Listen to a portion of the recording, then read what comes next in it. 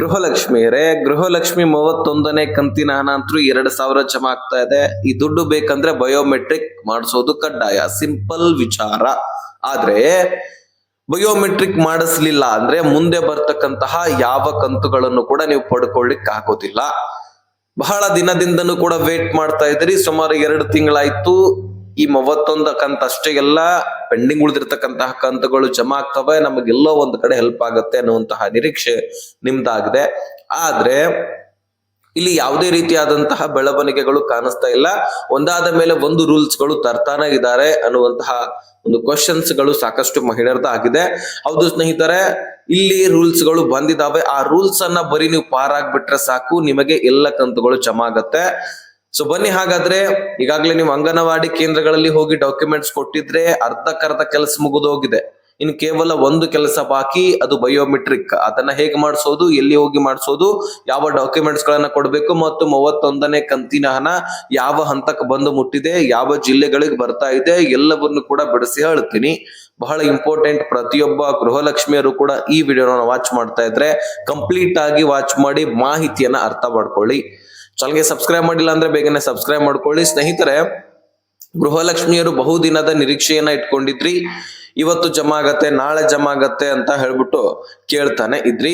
ಯಾವಾಗ ಸರ್ ದುಡ್ಡು ಬರೋದು? ಬರೀ ಅದ್ ಮಾಡಿ ಇದ್ ಮಾಡಿ ಅಂತ ಬರೀ ಕ್ವಶನ್ ಮೇಲೆ ಕ್ವಶನ್ಸ್ ಗಳು ಮತ್ತೆ ರೂಲ್ಸ್ ಮೇಲೆ ರೂಲ್ಸ್ ಗಳು ಇದನ್ನೇ ಹೇಳ್ತಾ ಇದ್ದಾರೆ. ಹಾಗಾದ್ರೆ ನಾವ್ ಏನ್ ಮಾಡಬೇಕು ಗೊತ್ತಾಗ್ತಾ ಇಲ್ಲ ಅನ್ನುವಂತಹ ಪ್ರಶ್ನೆಗಳು ಕೂಡ ಕಮೆಂಟ್ ನಲ್ಲಿ ಬರ್ತಾ ಇರುವಂತದ್ದು. ಸ್ನೇಹಿತರೆ, ಏನು ಇಲ್ಲ, ನಿಮಗೆ ಮೊದಲು ಮಹಿಳಾ ಮತ್ತು ಮಕ್ಕಳ ಕಲ್ಯಾಣ ಇಲಾಖೆಯಲ್ಲಿ ಹೋಗಿ ಡಾಕ್ಯುಮೆಂಟ್ಸ್ ಕೊಡಿ ಅಂತ ಸರ್ಕಾರ ಹೇಳಿತ್ತು. ಅದಾದ ಬಳಿಕ ಮುಖ್ಯವಾಗಿ ನೀವು ಅಂಗನವಾಡಿ ಕೇಂದ್ರಗಳಲ್ಲಿ ಡಾಕ್ಯುಮೆಂಟ್ಸ್ ಕೊಡ್ಬೇಕು ಅಂತ ಹೇಳ್ಬಿಟ್ಟು ಅಂಗನವಾಡಿ ಕೇಂದ್ರಗಳಲ್ಲಿ ಡಾಕ್ಯುಮೆಂಟ್ಸ್ ಗಳನ್ನ ಕೊಡ್ಲಿಕ್ಕೆ ಸ್ಟಾರ್ಟ್ ಮಾಡ್ತಾರೆ.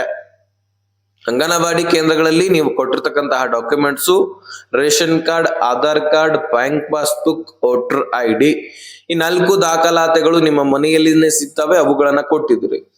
ಇನ್ನೊಂದು ಮುಖ್ಯವಾದ ದಾಖಲಾತಿ, ಅದನ್ನ ಕೊಟ್ರೆ ಮಾತ್ರ ಅರ್ಜಿ ಸಬ್ಮಿಟ್ ಮಾಡಿದ ಹಾಗೆ. ಅದು ಬೆಂಗಳೂರು 1, ಗ್ರಾಮ 1, ಕರ್ನಾಟಕ 1 CSC ಸೆಂಟರ್ಗಳಲ್ಲಿ ಹೋಗಿದ್ರೆ ಸಿಗತ್ತೆ. ನಿಮ್ಮ ರೇಷನ್ ಕಾರ್ಡ್ ಮತ್ತು ಆಧಾರ್ ಕಾರ್ಡ್ ತೆಗೆದುಕೊಂಡು ಹೋಗಿ ಆ ಒಂದು ಪತ್ರವನ್ನ ತೆಗೆದುಕೊಂಡು ಬರಬೇಕು. ಯಾವ ಪತ್ರ ಅಂದ್ರೆ, ನೀವು ಮೊದಲ ಬಾರಿ ಅರ್ಜಿ ಸಲ್ಲಿಸಿದ್ರಿ ಆ ಒಂದು ಪ್ರಮಾಣ ಪತ್ರ, ಮಂಜೂರಾತಿ ಪತ್ರ ಅಂತಾನು ಕರಿಬಹುದು, ಅಥವಾ ಸರ್ಕಾರ ನಿಮಗೆ ಪರ್ಮಿಷನ್ ಲೆಟರ್ ಕೊಟ್ಟಿದೆ, ನೀವು ಗೃಹಲಕ್ಷ್ಮಿಗೆ ಅರ್ಹತೆ ಹೊಂದಿದ್ದೀರಿ ಅನ್ನುವಂತಹ ಪತ್ರ ಆದ್ರೂ ಸರಿ. ಅವುಗಳನ್ನ ನೀವೇನ್ ಮಾಡ್ಬೇಕಾಗತ್ತೆ, ಈ ಡಾಕ್ಯುಮೆಂಟ್ ನ ಜೊತೆಗೆ ಆ ಪತ್ರವನ್ನ ಅಟ್ಯಾಚ್ ಮಾಡಿ ನೀವು ಅಂಗನವಾಡಿ ಕೇಂದ್ರಗಳಲ್ಲಿ ಆಶಾ ಕಾರ್ಯಕರ್ತೆಯರ ಕೈಯಲ್ಲಿ ಕೊಟ್ರೆ ನಿಮ್ಮ ಅರ್ಜಿ ಸಬ್ಮಿಟ್ ಮಾಡಿದ ಹಾಗೆ. ಅವರು ಅದನ್ನ ಮೇಲಧಿಕಾರಿಗಳಿಗೆ ಕಳುಹಿಸ್ತಾರೆ. ಅದನ್ನ ನಿಮಗೆ ದುಡ್ಡು ಜಮಾ ಮಾಡ್ಲಿಕ್ಕೆ ಸ್ಟಾರ್ಟ್ ಮಾಡ್ತಾರೆ. ಇಷ್ಟ ಆಯ್ತಾ? ಇದೆಲ್ಲವೂ ಕೂಡ ನೀವು ಕಂಪ್ಲೀಟ್ ಮಾಡಿದಿರಿ. ಇದು ಅರ್ಧ ಕೆಲಸ ಮುಗಿದೋಗಿದೆ. 70% ಕೆಲಸ ಅಂದ್ರೂ ತಪ್ಪಾಗ್ಲಿಕ್ಕಿಲ್ಲ. ಇನ್ನು ಉಳಿದಿರ್ತಕ್ಕಂಥದ್ದು ಬಯೋಮೆಟ್ರಿಕ್ ಮಾತ್ರ. ಮುಖ್ಯವಾಗಿ ಈ ಬಯೋಮೆಟ್ರಿಕ್ ಮಾಡಿಸ್ಲಿಕ್ಕೆ ಯಾಕೆ ಹೇಳಿದ್ರು? ಈಗಾಗಲೇ ಅರ್ಜಿ ಸಬ್ಮಿಟ್ ಮಾಡಿದ್ವಿ ಅಲ್ವಾ ಅಂತ ನೀವು ಕೇಳಬಹುದು.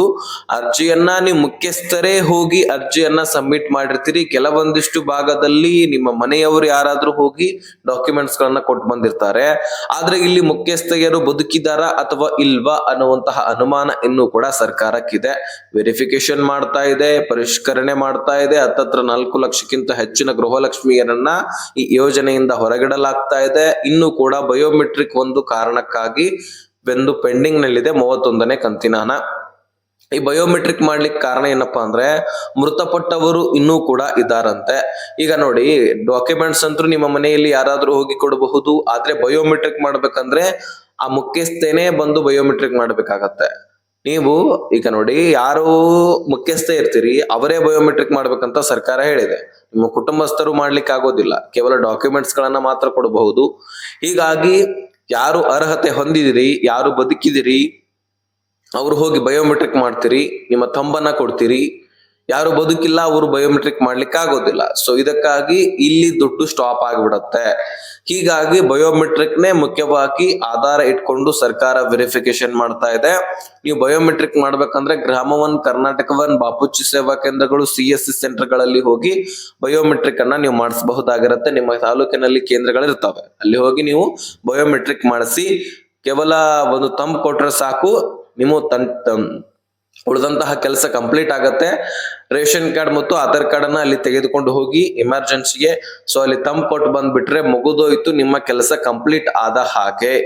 ಎಲ್ಲರೂ ಕೂಡ ಈ ಒಂದು ಕೆಲಸ ಮಾಡಿ ಗೃಹಲಕ್ಷ್ಮಿಯರು, ಆಗ ಮಾತ್ರ ನಿಮಗೆ ಈ ಗೃಹಲಕ್ಷ್ಮಿ ದುಡ್ಡು ಜಮಾ ಆಗ್ಲಿಕ್ಕೆ ಸಾಧ್ಯ. ಮುಂದೆ ಬರ್ತಕ್ಕಂತಹ ಎಲ್ಲ ಕಂತುಗಳು ಕೂಡ ಜಮಾ ಆಗ್ಲಿಕ್ಕೆ ಸಾಧ್ಯ. ಸೊ ಈ ಕೆಲಸ ಮಾಡ್ಲಿಲ್ಲ ಅಂದ್ರೆ ನಿಮಗೆ ಖಂಡಿತವಾಗ್ಲೂ ದುಡ್ಡು ಬರೋದಿಲ್ಲ. ಇದು ಕಟ್ಟಿಟ್ಟ ಬುತ್ತಿ. ಪ್ರತಿಯೊಬ್ರು ಕೂಡ ಈ ಕೆಲಸ ಮಾಡಿ. ಓಕೆ, ಬಹಳ ದಿನದಿಂದ ನಿರೀಕ್ಷೆ ಇತ್ತು ನಿಮಗೆ ದುಡ್ಡು ಜಮಾ ಆಗ್ತಾ ಇಲ್ಲ ಅಂತ. ಈಗ ಬಯೋಮೆಟ್ರಿಕ್ ಯಾರು ಮಾಡಿಸ್ತಾ ಇದ್ದೀರಿ ಅವರ ಖಾತೆಗಳಿಗೆ ದುಡ್ಡನ್ನ ಜಮೆ ಮಾಡಲಾಗ್ತಾ ಇದೆ. ಸೊ ಯಾರು ಕೂಡ ತಲೆ ಕೆಡಿಸ್ಕೊಳ್ಬೇಡಿ, ಖಂಡಿತವಾಗ್ಲೂ ನಿಮ್ಮ ಖಾತೆಗಳಿಗೆ ನಿಮ್ಮ ದುಡ್ಡು ಜಮಾ ಆಗುವಂತದ್ದು. ಇನ್ನು ಬಹಳಷ್ಟು ಜನ ಏನೇ ಪ್ರಶ್ನೆಗಳು ಕೇಳೋರಿದ್ರೆ ಡಿಸ್ಕ್ರಿಪ್ಷನ್ ನಲ್ಲಿ ಇನ್ಸ್ಟಾಗ್ರಾಮ್ ಲಿಂಕ್ ಇರುತ್ತೆ, ಅಲ್ಲಿಂದ ಮೆಸೇಜ್ ಮಾಡಬಹುದು. ನಾನು ಖಂಡಿತವಾಗ್ಲೂ ರಿಪ್ಲೈ ಕೊಡ್ತೀನಿ. ಈ ಇನ್ಫಾರ್ಮೇಶನ್ ಆದಷ್ಟು ಎಲ್ಲ ಗೃಹಲಕ್ಷ್ಮಿಯರಿಗೆ ಶೇರ್ ಮಾಡಿ, ಅವ್ರಿಗೂ ಕೂಡ ಕ್ಲಾರಿಫಿಕೇಶನ್ ಸಿಗ್ಲಿ. ಹಾಗೆ ಚಾನಲ್ಗೆ ಸಬ್ಸ್ಕ್ರೈಬ್ ಮಾಡ್ಕೊಳ್ಳಿ.